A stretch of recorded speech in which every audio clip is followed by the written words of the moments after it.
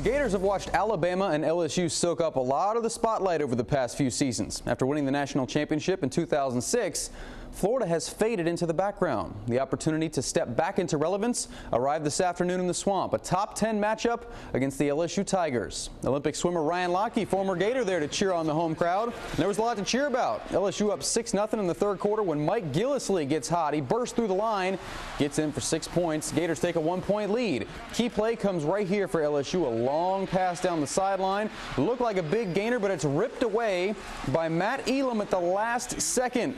The refs got together, called it a fumble. Everybody cheers, and then everyone cheers again when Gillislee runs it in to make it 14-6 Florida. Last chance for LSU. Hook and lateral does not quite work out. Gators take down the Tigers 14-6. Tigers were considered one of the better defensive teams coming into the game, but the Gators really stuffed them all afternoon. Just 1 of 13 on third downs for LSU, 203 total yards, and the Gators forced 3 turnovers. Gillislee was the star, 146 yards rushing for the senior, and he scored the Gators only 2 touchdowns. Dave Worth spent the day in Gainesville. He's got more on the Gators' top 10 win. Earlier in the week, Will Muschamp and several players tried to dismiss the importance of the LSU game, saying it's just another SEC contest. Well, obviously that wasn't the case. All you have to do is listen to the emotion in the players' voices on the field after their huge 14-6 win. It's always great to pay somebody back for beating you down last year. They beat the crap out of us. I mean, they left it all on the field last year.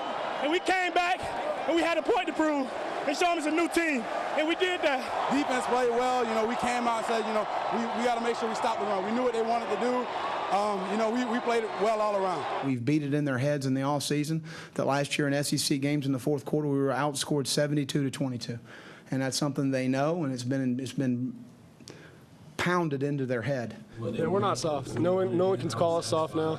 We gained, you know, we didn't have people's respect. We gained it today, and we're a physical team on both sides of the ball and on special teams. This is a really big win for us,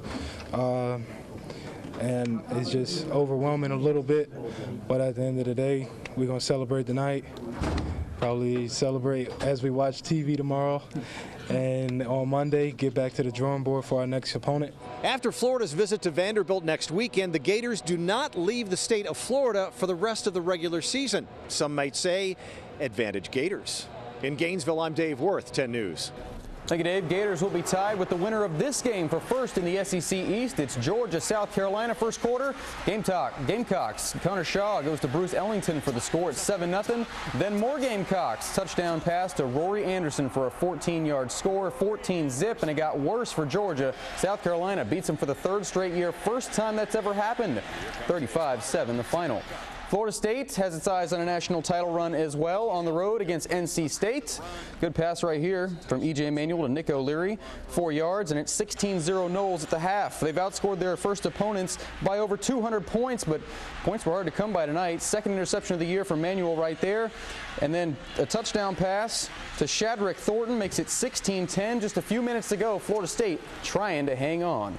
How about Miami and Notre Dame from Soldier Field? Check out the helmets for the Fighting Irish. Not bad. Theo Riddick, 1-yard touchdown rush. The helmets work, clearly. 7-0 in the first quarter. Go to the third quarter now. Irish up 10 when Sierra Wood goes in from 2 yards out. It's 20-3 Notre Dame, and the Canes, they just couldn't stop the run all night long. Look at that score. Wood scores again. Miami falls 41-3 the final. Ouch. Oh, boy. Fans alerted me today that there is now a skipholtzmustgo.com. Yeah, it wasn't pretty. USF had the lead early on, 14-9, but turnovers have been the problem for them all year. They turned it over 3 times today. Temple cashes in. They're up 30-21 at one point. B.J. Daniels tries to get it closer. It's a 1-yard touchdown run right there. And then USF has a chance to take the lead with a minute to go, but that happens right there. Blocked field goal, and USF loses its 4th straight game. 37-28 the final. Here's a look at the records for our state teams. Noles and Gators are undefeated for now. A couple of minutes to go for that FSU game. Gators could jump into the top 5 this week. Hurricanes are now 4-2 after they got thumped, and USF continues to struggle. Skip Holtz started hot, just 3-11 in his last 14 games as the Bulls head coach. High school battle tonight in Class 8A. Plant and Wharton got rained out last night. The district rivals back at it again tonight. First quarter, Chase Litton dumps it off to Jeff Keel. That's actually a pretty nice play. 29-yard touchdown strike, and the Wildcats down 14-7. Plant ran hard. Wesley Bullock with a nice gain right there. And in the fourth quarter right now, Plant holding on 20-7 the lead. And finally tonight, MLB playoffs are underway. Pair of game ones in the division series. Athletics fall to the Tigers 3-1. Justin Verlander threw 7 innings, allowed just 3 hits. And out west, the Reds and the Giants are at it. This one about halfway through. And so far, the Reds are clinging to a 3-0 lead. No Bucks tomorrow. Aww. That's okay. They need the time off. They're struggling a little bit. So all right. Maybe they can get it together. That's right. Thank you, Bobby. We're back in just a moment.